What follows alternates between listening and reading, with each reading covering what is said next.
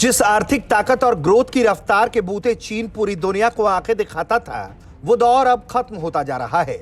चीन की इकोनॉमी इस वक्त त्राहिमाम त्राहिमाम कर रही है। रियलिटी सेक्टर कंगाल होने के कगार पर है। ग्रोथ लड़खड़ाने लगा है। चीन का सूरज डूबता देख वहां के मार्केट में भगदड़ है। भारी तादाद में फंड्स चीनी स्टॉक्स और बॉन्ड से पैसा निकालने में लगे हुए हैं। इससे यह साबित होता है कि दुनिया अब चीन से दूरी बनाने लगी है। आंकड़े दिखा रहे हैं कि चीन के बाजार का दौर खत्म हो रहा है। चीन की इक्विटी और बॉन्ड्स में विदेशी होल्डिंग्स में बीते कुछ वक्त में भारी गिरावट आई।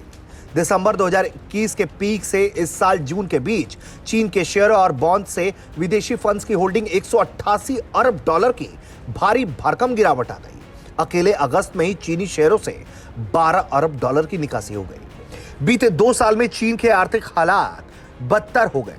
प्रॉपर्टी मार्केट में क्राइसिस और पश्चिमी देशों के साथ लगातार तनाव ने चीन के लिए बड़ी मुश्किल पैदा कर दी। 2020 के अंत से अब तक हांगकांग स्टॉक मार्केट में फॉरेन फंड्स की भागीदारी 1/3 से ज्यादा घट गई। MSCI चाइना इंडेक्स 2023 में करीब 7% नीचे आ गया। यह लगातार तीसरा साल होगा जब MSCI चाइना इंडेक्स गिरावट के साथ बंद होने के कगार पर है। दूसरी ओर MSCI इंजीनियरिंग मार्केट्स इंडेक्स 3% ऊपर है, क्योंकि इन्वेस्टर्स भारत और लैटिन अमेरिका के कुछ देशों में पैसा लगाने को ज्यादा तरजीह दे रहे हैं। यही वजह है कि EM इंडेक्स में चीन का वेटेज भी 2021 से 30% के मुकाबले अब घटकर 27% आ गया।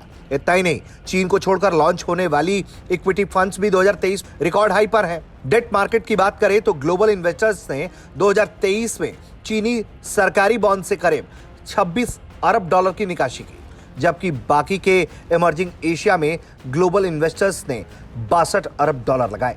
चीन के बाजार में अब विदेशियों ने पैसा लगाना लगभग बंद किया है। रियलिटी सेक्टर भी इसकी गवाही दे रहा है। कभी चीन के जिस रियलिटी सेक्टर में विदेशी इन्वेस्टर्स जमकर पैसा लगाते थे, वहां अब 85 से 90% हिस्सा घरेलू इन्वेस्टर्स के हाथ में है। कुल मिलाकर देखें तो चीन के अब जैसे हालात हैं, वैसे पहले कभी नहीं थे। इससे उबरना भी बड़ी मुश्किल दिखाई पड़ता है।